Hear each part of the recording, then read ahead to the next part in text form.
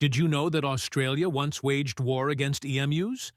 In 1932, Australian farmers faced a massive problem.